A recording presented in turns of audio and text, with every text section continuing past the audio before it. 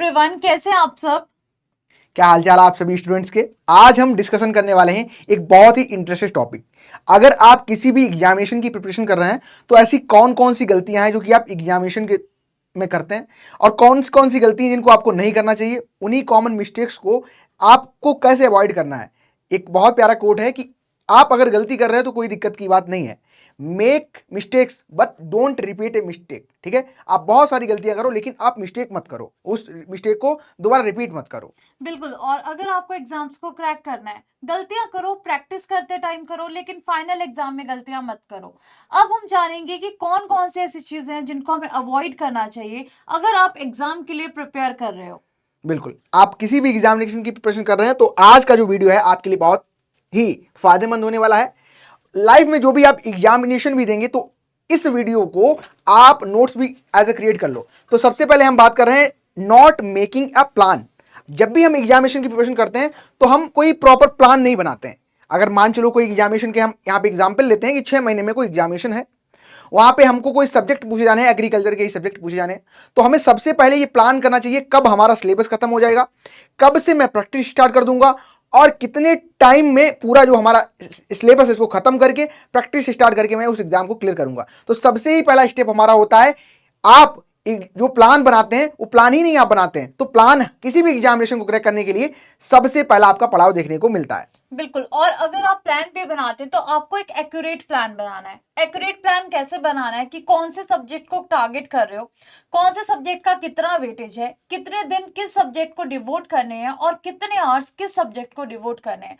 और उस प्लान में आपकी थ्योरी तो होनी ही चाहिए, लेकिन एग्जाम पैटर्न के अकॉर्डिंग अगर उसका पैटर्न एमसीक्यू वाला है तो एमसीक्यू प्रैक्टिस भी इंक्लूडेड रहना चाहिए।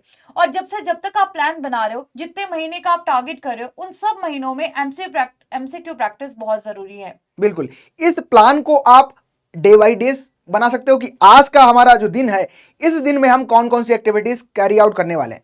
इस प्लान को आप वीकली बना सकते हो और आप प्लान को मंथली बना सकते हो। आपको पता होना चाहिए कि अगले सप्ताह मैं इस सब्जेक्ट को खत्म कर रहा हूं और एक महीने में मेरा ये सब्जेक्ट खत्म होकर मैं फाइनल इसका रिवीजन कर लूंगा। तो एग्जाम प्रिपरेशन करने से पहले आप उस एग्जाम का पूरा प्लानर अपना बना लो, तो ये आपको बहुत इंपॉर्टेंट रहता है। बिल्कुल। बात कर रहे हैं हफ्ते के प्लान की, महीने के प्लान की, लेकिन सुबह का प्लान आपको पता होना चाहिए। सुबह उठते ही पता होना चाहिए कि आज पूरे दिन में कैसे प्रोडक्टिव बनाना है, दिन को क्या क्या दिन में करना है। ऐसा नहीं होना चाहिए कि उठे, बुक खोली, जो मन किया वो पढ़ के सो गए। प्लान आपका प्रॉपर होना चाहिए, तभी आपकी प्रोडक्टिविटी भी ज्यादा आती है। दूसरे पॉइंट पे आ जाते हैं सर। बिल्कुल, नॉट फिल्टरिंग द कंटेंट। अब मैम जब भी कोई बच्चा एग्जामिनेशन की प्रिपरेशन करता है तो मोस्टली उसका यही होता है कि हमको पढ़ना कहां से। और मार्केट में आप तो जानते हैं कि बहुत सारी बुक्स हैं, बहुत सारा कंटेंट अवेलेबल है। किसी भी सब्जेक्ट का अगर आप कंटेंट पढ़ना चाहते हैं, कुछ भी आप सब्जेक्ट पढ़ना चाहते हैं, तो आपके जो सोर्स होते हैं बहुत ज्यादा सोर्स हैं। और हमारा ह्यूमन का नेचर यही होता है कि जब हम एक चीज को देखते हैं, थोड़े दिन के बाद हमारा उससे मन भर जाता है, फिर हम दूसरे कंटेंट ट्राई करते हैं। जब उसको थोड़े दिन पढ़ते हैं फिर हमारा मन करता है तीसरी कोचिंग का या तीसरा कोई बुक्स हम पढ़ना चाहते हैं। तो इस तरीके से हम भटकते रहते हैं और भटकते ही भटकते हमें कब पता ही नहीं चलता कि हमारा एग्जामिनेशन कब आ गया हमारे सर पे। ठीक है, तो सबसे पहले आपको यही करना है कि आप एनालाइज करो कहां से हमको बेस्ट कंटेंट मिल सकता है और उस कंटेंट को आप मल्टीपल रिवीजन दो, मल्टीपल टाइम उसकी प्रैक्टिस करो। अब किसी भी अगर बुक को आप as a source of content अपना यूज कर रहे हो तो उस बुक की कम से कम 3 से 4 रिवीजन तो होने ही चाहिए, तभी आपको बुक आपके दिमाग में ग्रैब कर पाएगी वो चीज। तो कंटेंट को पहले सॉर्ट आउट कर लो। जो प्लान बनाते हो तो उसमें लिख लो कि मुझको कंटेंट यही फॉलो करना है और वो कंटेंट ऑथेंटिक होना चाहिए। जैसे एग्जामिनेशन में क्या आज हो रहा है, एमसीक्यूज में अगर कभी कोई आयोग के द्वारा किसी संस्थान के द्वारा कोई गलती भी होती है तो आप क्या है रेफरेंस कैसे दे सकते हो। तो आपको कंटेंट फिल्टर करना बहुत जरूरी हो जाता है। बिल्कुल। ये जो कंटेंट को फिल्टर करने की बात कर रहे हैं, हो सकता है आप सारे बुक की बात कर रहे हो सकता है टॉपिक वाइज भी जो आपका कंटेंट है उसको फिल्टर कर सकते हो। अगर आपको लगता है कि ये पर्टिकुलर टॉपिक अच्छी वेटेज का है और इस बुक में ज्यादा बेटर दिया गया है, तो वहां से आप मटेरियल को कलेक्ट कर सकते हो, उसको रेफर कर सकते हो।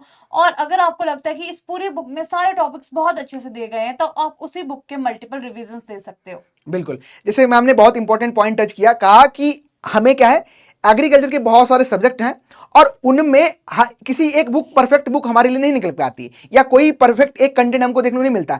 तो हमको क्या करना है, हर एक सब्जेक्ट का हमको पता होना चाहिए कहां से हमको बेस्ट कंटेंट मिल सकता है। तो उसको आप प्लानर में अपने जो बना रहे हो उसमें कंटेंट को फिल्टर करके रख लो कि इस बुक से हमें एक पढ़ना है और उस बुक से हमको वो सब्जेक्ट पढ़ना है। तो filter the content is a must for your success.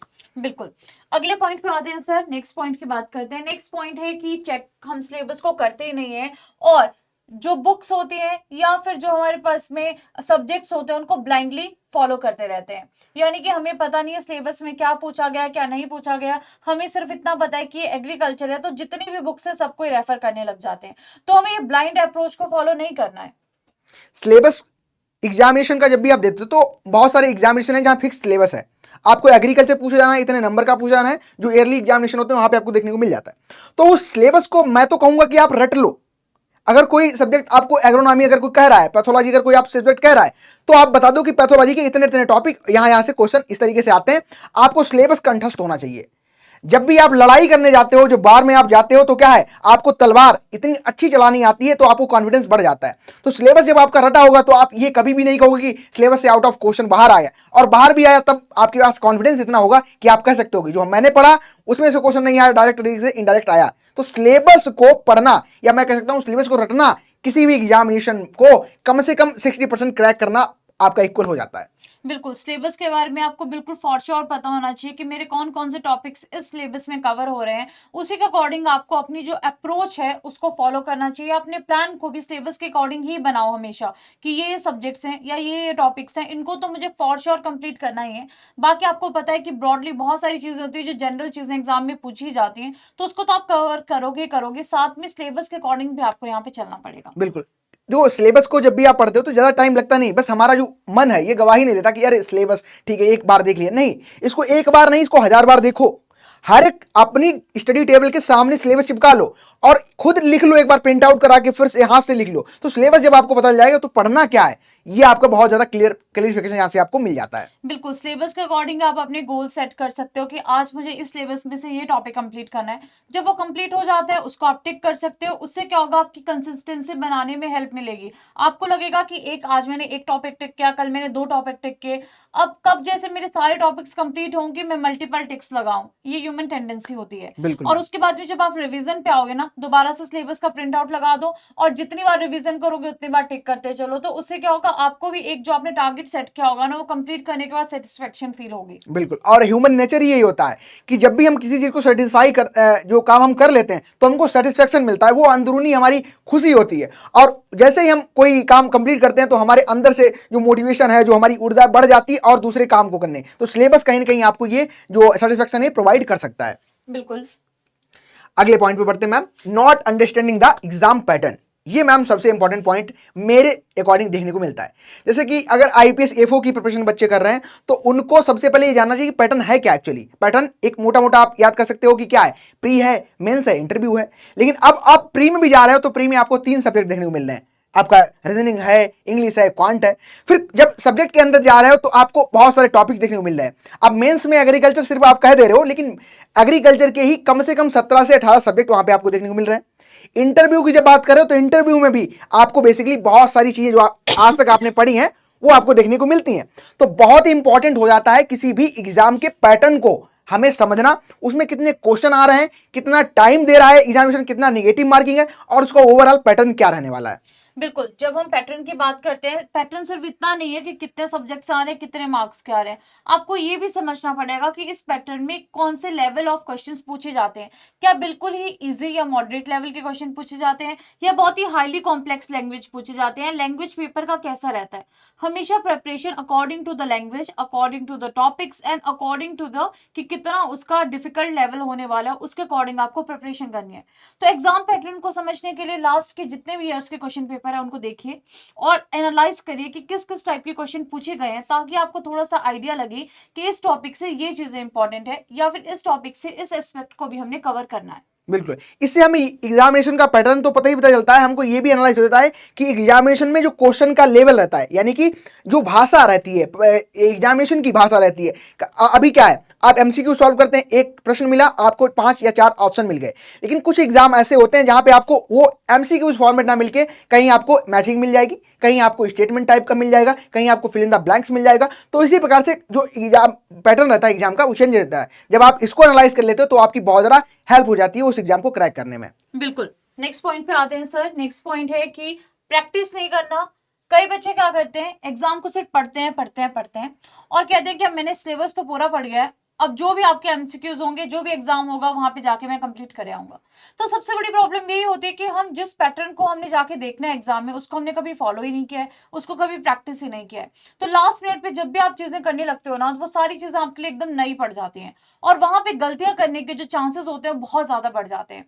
तो हमेशा अगर आप फॉर एग्जाम्पल कोई ऑब्जेक्टिव टाइप ऑफ पेपर दे रहे हो, तो पहले से ऑब्जेक्टिव टाइप ऑफ क्वेश्चंस को प्रैक्टिस करने की स्टार्ट कर दो पहले। अगर आप उसको पहले प्रैक्टिस नहीं करेंगे और सोचेंगे एग्जाम टाइम में जाके मैं बैठूंगा और प्रैक्टिस करूंगा, तो एरर के चांसेस उतने ज्यादा हो जाते हैं। बिल्कुल, जब भी हमें कोई भी चीज नहीं मिलती है, जैसे कि प्रैक्टिस क्या है, प्रैक्टिस जब आप करते हो तो आप एग्जाम के पैटर्न से, एग्जाम में क्या पूछा जा रहा है, सब चीजों से रूबरू हो जाते हो। और प्रैक्टिस ही कहीं ना कहीं आपको परफेक्ट बनाती है एग्जामिनेशन को क्रैक करने में। कभी कभी आपने देखा भी होगा कि एग्जामिनेशन में जो आप सिलेबस पढ़ के जाते हो, जो आप पढ़ के जाते हो, वो नहीं आता है, लेकिन आप प्रैक्टिस करके जाते हो तो आपको हेल्प वहां पे बहुत ज्यादा देखने को मिलती है। ठीक है, और प्रैक्टिस ही कहीं ना कहीं, अगर हम बात करें कि एक जो पतली महीन रस्सी होती है, तालाब में जब बार बार घिसती है तो क्या है, वहां पे खांच बना देती है, क्रैक बना देती है। तो प्रैक्टिस इसी प्रकार से आपकी लाइफ में कहीं ना कहीं एग्जाम को क्रैक करने में हेल्पफुल होती है। बिल्कुल सर, ये बहुत इंपॉर्टेंट पॉइंट है कि प्रैक्टिस हमेशा आपको परफेक्ट बनाएगी। सबसे बड़ी बात कि बच्चे पढ़ना तो शुरू करते हैं बहुत जोश के साथ में कि अब प्रैक्टिस करेंगे, अब हम तैयारी करेंगे, एग्जाम्स को क्रैक करेंगे, लेकिन कंसिस्टेंट नहीं रह पाते हैं। एक हफ्ता पढ़ेंगे, 2 हफ्ता पढ़ेंगे, तीसरे दिन दोबारा से उनको लगता है आज मन नहीं कर रहा है। तो ये जो डिसिप्लिन है ना लाइफ में, ये सबसे ज्यादा इंपॉर्टेंट है और कंसिस्टेंट रहना एग्जाम्स के लिए बहुत ज्यादा इंपॉर्टेंट है। चाहे आपके एग्जाम में 1 महीने का गैप है, चाहे 2 महीने का गैप है, या फिर 1 साल का गैप है, अगर आप कंसिस्टेंसी मेंटेन नहीं करोगे ना, जो आपने पहले भी पढ़ा होगा कुछ महीने पहले, वो भी आप भूल जाओगे। तो सबसे बड़ी बात कि डिसिप्लिन इस फील्ड में बहुत बहुत जरूरी है। बिल्कुल, देखो डिसिप्लिन इन द सेंस, जैसे कि अभी आपको क्या है, कोई नोटिफिकेशन एग्जामिनेशन का आता है, तो आप जैसे ही नोटिफिकेशन देखते हो, आपको उसमें डेट मेंशन होती है कि इस तारीख को एग्जाम होगा, आपकी धड़कनें तेज होती है, आप कम से कम 1 वीक तक उसको अपने जो प्लान्स बनाते हो, गोल सेट करते हो, उसको अचीव करते हो। फिर धीरे धीरे धीरे धीरे आपका जो डिसिप्लिन है ब्रेक होने लगता है, आप अदर एक्टिविटीज में भी जाने लगते हो। लेकिन आप जो अभी तक आपको पॉइंट बताए गए, इनको अगर आप नोट करके रखोगे तो कहीं ना कहीं आपका डिसिप्लिन वाला जो ग्राफ है ये आपको बढ़ता नजर आएगा। हर दिन आप प्रैक्टिस करो, आपको और ज्यादा क्लियरिफिकेशन मिलेगी एग्जाम के पैटर्न के बारे में, एग्जामिनेशन के बारे में।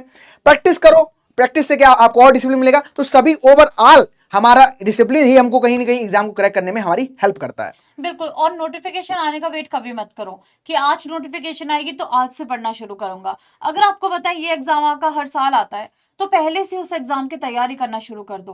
क्योंकि अगर नोटिफिकेशन का वेट करोगे, कुछ महीने आपके वेट करने में ही निकल जाएंगे, और नोटिफिकेशन के अगर 1-2 महीने बाद एग्जाम होता है तो तैयारी को सफिशिएंट टाइम आपको नहीं मिलेगा।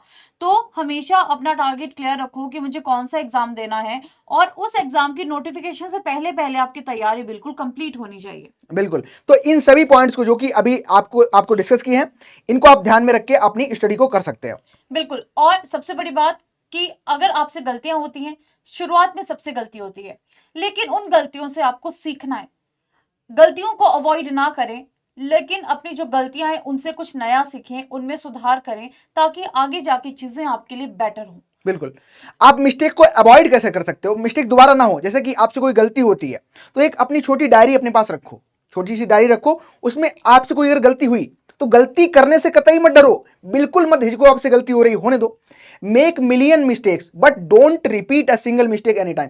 आपको जो मिस्टेक आप कर रहे हैं उसको दोबारा रिपीट नहीं करना है, आप उसको नोट कर लो, और जब भी अगली बार हो तो खुद को पनिश करो। इन द सेंस, खुद को बोल सकते हो, मेरा दोस्त ऐसा ही करता है, एक बहुत अच्छी टेक्निक ही है खुद को इंप्रूवमेंट खुद में लाने की, कि जब भी दोबारा आप इस तरीके से मिस्टेक करते हो तो खुद को बोलो, ये मैंने कैसे काम कर दिया, अब दोबारा होगा तो मैं उंगली अपनी तोड़ दूंगा। तो इस तरीके से आप कह सकते हो, खुद को करना नहीं है वो, बस आपको खुद को मोटिवेट करना है ताकि आप डिसिप्लिन बने रहो। आपका जो मिस्टेक करने का, बार बार मिस्टेक होती है, कहते नहीं हमसे हम क्वेश्चन लगाते हैं। अभी एग्जामिनेशन में क्या है, आपके जो कहते हैं इसमें एमसीक्यू टाइप फिल करना पड़ता है। गोला हमने गलत भर दिया। गोला आपने गलत क्यों भर दिया? क्योंकि आपने इससे पहले प्रैक्टिस नहीं की और आप मिस्टेक बार बार वही कर रहे हो। ठीक है, तो मिस्टेक्स को अवॉइड जरूर करना है आपको। बिल्कुल, जैसा कि सर ने बोला कि अगर आपसे गलती हो रही है तो आप उस गलती को इस तरह से कैसे अपने लिए बेनिफिशियल बना सकते हो कि आपसे गलती हो गई है, अब आपको खुद को एक नया टारगेट दे देना है कि मैंने ये गलती की है, अब इसके बदले में 100 क्वेश्चन ऐसे अटेम्प्ट करूंगा या इसके बदले में 10 फैक्ट्स ऐसे इससे रिलेटेड ढूंढूंगा और लिखूंगा। उससे क्या होगा, एक तो आपकी नॉलेज भी एनहेंस होगी और जो आपसे गलती हुई है वो गलती भी रिपीट नहीं होगी। अगली बार को जब सेम मिस्टेक करने लगोगे ना तो आपको याद आएगा कि जब मुझसे ये हुआ तो मैंने ये चीजें नोट की थी, ये काम मैंने किए थे, तो उससे आपको क्लैरिटी मिलेगी चीजों में। बिल्कुल। और जब भी आप ये जो मिस्टेक आपकी है, जैसे कि आपने मिस्टेक को दोबारा नहीं किया और फिर खुद को अप्रिशिएशन दो, आप अपने आप को छोटा एक कोई गिफ्ट दे सकते हो, है ना। तो जब भी आप गिफ्ट भी दोगे खुद को गलती नहीं करने में, तो दिमाग आपका बहुत ज्यादा उत्साहित होगा, बहुत ज्यादा प्रफुल्लित होगा, तो चीजें बहुत ज्यादा अच्छा आप कर सकते हो। बिल्कुल, तो ये कुछ हमारे पास में कॉमन चीजें हैं, कॉमन मिस्टेक्स हैं जो एग्जाम प्रिपरेशन के टाइम पे आपको अवॉइड करनी है। कमेंट सेक्शन में आप भी बताएंगे कौन सी ऐसी मिस्टेक्स हैं जिनको आप जनरली करते हो और हम ट्राई करेंगे उसके सॉल्यूशंस आपको देने के। बिल्कुल, इसी प्रकार के और भी शानदार लेक्चर्स को इस तरीके से गाइडेंस सेशन में आप हमारे साथ पर्सनली भी कनेक्ट हो सकते हो, जो कि टेलीग्राम पे आप हमारे आके हमसे पर्सनल गाइडेंस भी ले सकते हो। Thank you for watching, have a nice day. आपका एग्जाम क्लियर हो और हमें उससे प्रसन्नता मिले। Thank you everyone, thank you for watching.